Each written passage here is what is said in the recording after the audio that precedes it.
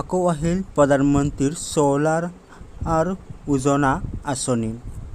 আপুনি যদি বিচাৰে আপোনাৰ ঘৰত এখন সোলাৰ লৈ আহিব, অনলাইন এপ্লাই কৰিব লাগিব। কেনেকৈ কৰিব সম্পূৰ্ণ ভিডিঅ'টো মই ষ্টেপ বাই ষ্টেপ দেখুৱাই যাম। এটা ৰিকুৱেষ্ট, মোৰ চেনেল যদি আপোনালোকে প্ৰথমবাৰৰ পৰা আহিছে তেতিয়াহ'লে চেনেলটো ছাবস্ক্ৰাইব কৰিব আৰু ন'টিফিকেশ্যন বেলটো দবাই দিব। তেতিয়াহ'লে আহক ভিডিঅ'টো আৰম্ভ কৰোঁ। আপোনালোকে ক্ৰম ব্ৰাউজাৰ অ'পেন কৰিব।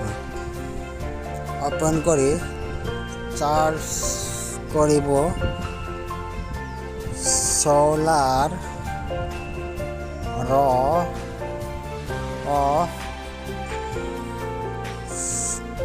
টপ চাৰ্চ কৰি দিব।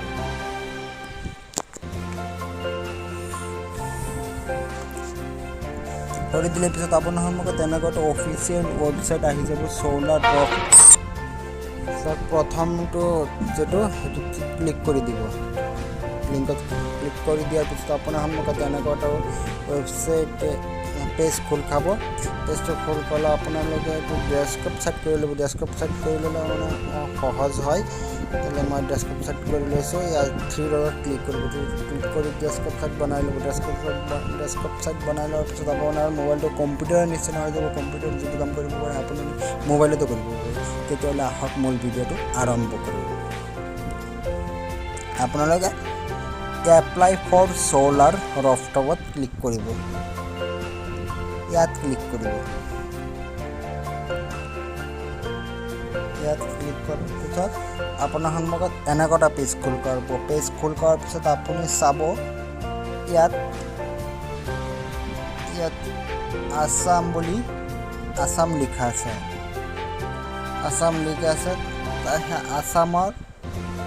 আসামৰ সেইটো লিংকত ক্লিক কৰিব। ক্লিক কৰাৰ পিছত আৰু সময় ৱেইট কৰিব লাগিব। আহি গ'ল। এতিয়া মেইন পেজটো আহি গ'ল। এনেকুৱা এটা পেজ খোল কৰাৰ পিছত আপুনি চাব ইয়াত ৰেজিষ্ট্ৰেশ্যন লিখা আছে। ইয়াত চাব ৰেজিষ্ট্ৰেশ্যন লিখা আছে। ইয়াত ক্লিক কৰিব। পিছত আপোনাৰ কনজিউমাৰত ক্লিক কৰিব।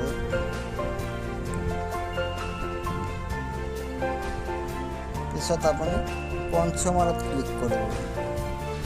ক্লিক কৰাৰ পিছত আপোনাৰ কনজিউমাৰ ৰেজিষ্ট্ৰেশ্যন যাৰ নামত বিল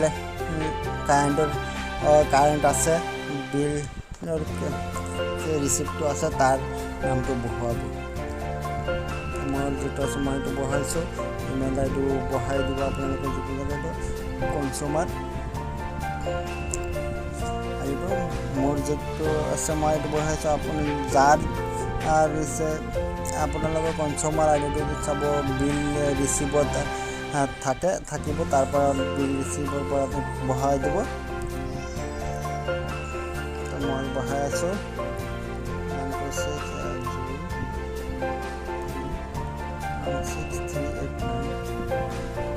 চিলেক্ট চাব ডিভিজন আপোনাৰ যিটো হয় সেইটো দিব। মোৰ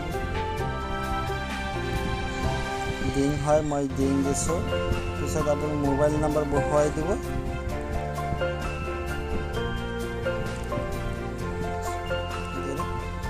বহাই দিয়াৰ পিছত আপোনাৰ এড্ৰেছটো বহাই দিব। আপোনাৰ যিটো এড্ৰেছ সেইটো বহাই দিব। পিছত পাছৱৰ্ড এটা বনাব লাগিব। আপোনাৰ পাছৱৰ্ড আপোনাৰ যিটো মনত থাকে পাছৱৰ্ড সেইটো বহাব।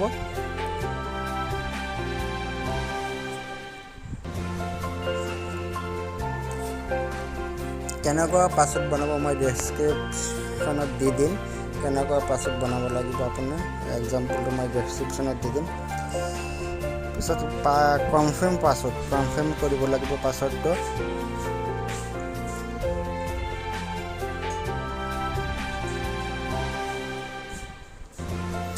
ৰেজিষ্টাৰ ক্লিক কৰি দিব। ৰেজিষ্ট্ৰেশ্যনত ক্লিক কৰাৰ পিছত আপোনাৰ এনেকুৱা এটা ইউজাৰ আই ডি আহিব। ইউজাৰ আই ডিটো আপোনালোকে স্ক্ৰীনশ্বট মাৰি থৈ দিব। আপোনালোকে এইখিনি কৰি থৈ দিব। পিছত আপোনালোকে কেনেকৈ এপ্লাই কৰিব মই পৰৱৰ্তী পিছত ভিডিঅ' আপলোড দিম। সেইটো ভিডিঅ'ত আপোনালোকক দেখুৱাই যাম ষ্টেপ বাই ষ্টেপ কেনেকৈ এপ্লাই কৰিব লাগে।